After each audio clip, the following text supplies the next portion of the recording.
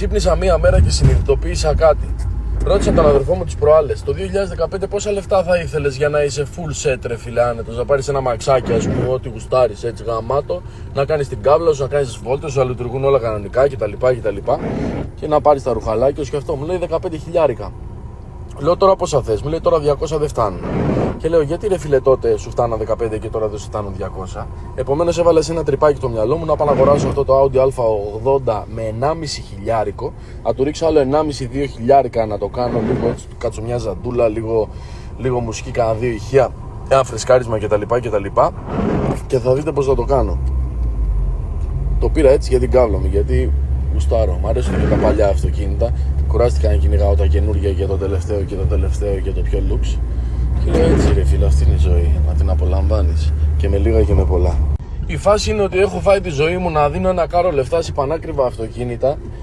Ενώ αυτή τη στιγμή βρίσκομαι σε ένα Audi A80 του 1992 και καραγουστάρω τη ζωή μου ρε φίλε. Τη βρίσκω 100%.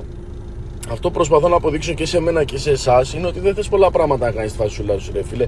Τα βασικά θες, τα βασικά, να μην έχεις ελλείψεις. Να δουλεύουν τα ηχεία εδώ μέσα αυτή τη στιγμή, να δουλεύει το air condition να μην ζεσταίνεσαι, να δουλεύουν για αεροκαθαριστήρια σήμερα που βρέχει και να είσαι κυρίλε να βγαίνεις στον δρόμο. Μπορείς να είσαι και με λίγα και με πολλά, πολύ χαρούμενος. Θα μου πεις εσύ έχεις το G στο σπίτι. Ναι, αλλά είμαι στην Αχαρνών αυτή τη στιγμή με ένα Audi A80 και γουστάρω. Ωστόσο μαλακίες λέω, δεν λέγεται καν A80, 80 λέγεται. Γιατί εγώ νόμιζα ότι λέγεται Α80. Τέλος πάντων.